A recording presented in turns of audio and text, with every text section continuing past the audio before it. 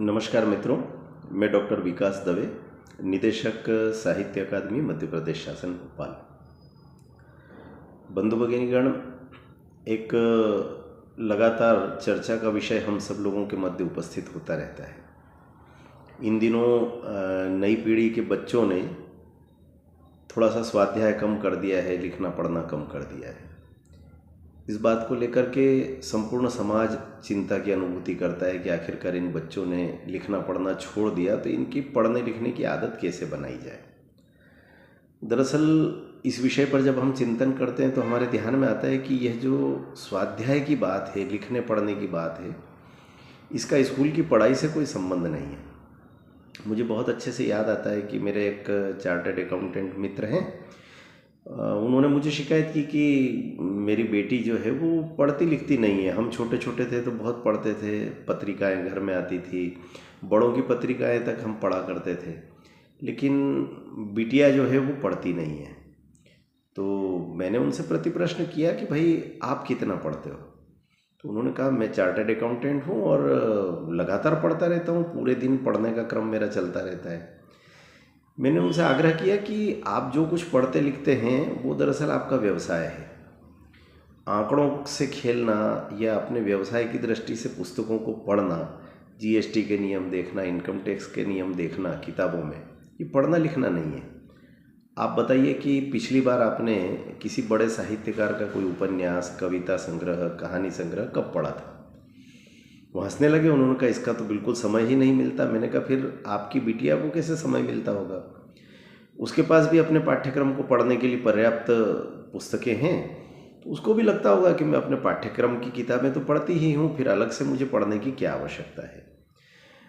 लेकिन मुझे ऐसा लगता है कि हम सबसे पहले तो ये समझें कि पढ़ना लिखना है क्या और इसकी आदत कैसे बनाई जाए। सामान्यतः हम लोग केवल बड़े शिकायत करते रहते हैं, लेकिन हम खुद ही पढ़ते नहीं, और बच्चों से शिकायत हमारी रहती है कि वो पढ़ते लिखते नहीं। एक और प्रसंग मुझे याद आ रहा है।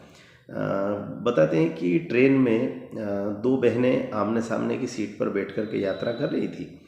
तो एक बहन ने सामने बैठी हुई बहन से कहा कि मुझे आश्चर्य लग रहा है कि आपका बच्चा लगातार पिछले 1.5-2 घंटे से पुस्तक पढ़ रहा है, जबकि मेरा जो बेटा है वो लगातार मोबाइल से खेल रहा है, और मैं इसको मना करती हूँ, पुस्तक पढ़ने का कहती हूँ, तब भी पुस्तक नहीं पढ़ता बल्कि गैजेट्स में लगा रहता है।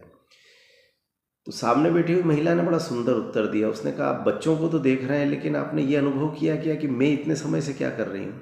दरअसल मैं भी पुस्तक पढ़ रही हूँ, इसलिए मेरा बच्चा पुस्तक पढ़ रहा है। और आप लगातार मोबाइल पर लगी हुई हैं, इसलिए आपका बच्चा भी मोबाइल पर लगा हुआ है।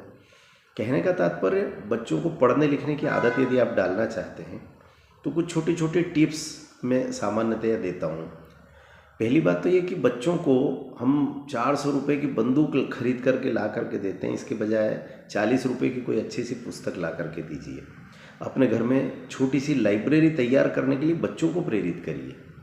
अपने बच्चों को जब पुस्तकें पत्रिकाएं ला करके देते हैं तो उनको एक अलमारी भी सुलभ कराइए घर में, और बच्चों से कहिए कि तुमको अपनी अलमारी को, किताब की अलमारी को व्यवस्थित करना है, एक रजिस्टर बनाना है, उसमें तुम्हारे पास कितनी पुस्तकें एकत्र हो गई। बच्चा दरअसल गुल्लक में कितने रुपए इकट्ठे हुए इसको लेकर के बड़ा जिज्ञासु रहता है, लेकिन कितनी पुस्तकें उसकी अलमारी में आई है इसको लेकर के उसके मन में प्रसन्नता नहीं होती। ये प्रसन्नता कैसे प्रकट हो, इसकी चिंता हम सब लोगों को करना पड़ेगी। दूसरी बात, उसको ये भी आदत डालिए बच्चे को कि कोई भी यदि मांग करके पुस्तक आपसे ले जाता है तो उसकी विधिवत एंट्री करके एक रजिस्टर में रखना। वो पुस्तक वापस आई है कि नहीं आई है, कितने दिन पहले गई थी, उनसे वापस मांगना, उनका मोबाइल नंबर लिख करके रख लेना। दूसरी आदत ये डालिए। तीसरी आदत बच्चों से ये डालिए कि जब आप कोई अच्छी पुस्तक उनको ला करके देते हैं, जैसे विवेकानंद जी की जयंती पर हमने उनको विवेकानंद जी पर केंद्रित एक कोई अच्छी पुस्तक ला करके दी, या एपीजे अब्दुल कलाम साहब के जीवन परिचय पर केंद्रित एक पुस्तक ला करके दी। पुस्तक लाने के 8 से 15 दिन के बाद बच्चे से ये पूछना कि उस पुस्तक में तुमने अब तक क्या क्या पढ़ा, उसको लेकर के बातचीत करना। और ये बातचीत भोजन की टेबल पर भी हो सकती है, सोने के पहले बिस्तर पर भी हो सकती है, या सहज रूप से हम जब ड्राइंग रूम में बैठे हो तब भी हो सकती है। तीसरी बात, मैं आग्रह करता हूँ कि परिवारों में जैसे हम सब घर का निर्माण करते हैं तो भगवान के लिए एक आला बनाते हैं, मंदिर बनाते हैं। हमारे यहाँ जूते चप्पल रखने तक की जगह हम तैयार करके रखते हैं, लेकिन पुस्तकों के लिए हमारे घर में जगह नहीं होती।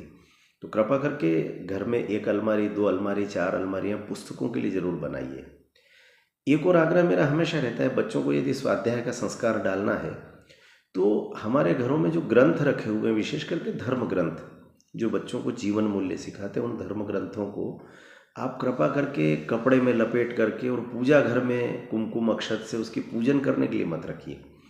ये धर्म ग्रंथ दरअसल हमको जीवन जीने की शिक्षा देते हैं, जीवन के संघर्षों से मुकाबला करना सिखाते हैं, निराशा और अवसाद से बचाने का काम करते हैं। तो इन ग्रंथों को ड्राइंग रूम की अलमारियों में होना चाहिए। समय समय पर ये निकलते रहें, हम इनको पढ़ते रहें और न केवल पढ़ें बल्कि बच्चों से उस सब पर बातचीत भी हो, इन जीवन मूल्यों का क्या महत्व है। मुझे लगता है कि छोटे छोटे प्रयोग करेंगे तो हमारे बच्चे धीरे धीरे पढ़ना लिखना सीख जाएंगे। मैं ये प्रयोग लगातार अपने परिवार में घर में करता रहा हूँ और मुझे बहुत अच्छा लगता है जान करके कि दोनों ही बच्चे, मेरी बिटिया हर्षिता छोटी है, अब तो वह पोस्ट ग्रेजुएशन कर रही है, लेकिन उसको भी बाल्यकाल से पढ़ने का बहुत शौक लग गया था और उसके कारण से आज वो प्रतियोगी परीक्षाओं में बहुत अच्छे ढंग से उन परीक्षाओं को दे रही है, सफलता प्राप्त कर रही है। ऐसे ही बेटे को बाल्यकाल से पुस्तकें पढ़ने की आदत डलवाई तो उसका भाषा सौष्ठव बहुत अच्छा हो गया और उसकी हिंदी, अंग्रेजी सभी भाषाएं इतनी अच्छी हुई कि आज वो जी न्यूज़ जैसे बड़े चैनल पर न्यूज़ एंकर है।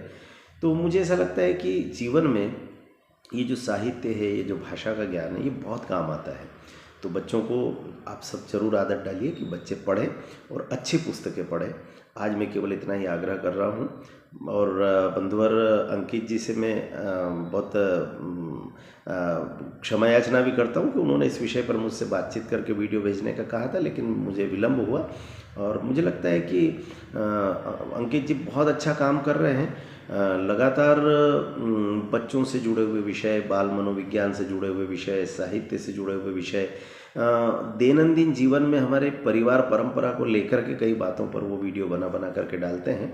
मैं उनको भी धन्यवाद देता हूं कि उन्होंने इस विषय को लेकर के मुझसे अपने विचार वीडियो के माध्यम से बुलवाए हैं, वे आप सब तक पहुंच रहे हैं। बहुत बहुत धन्यवाद। नमस्कार।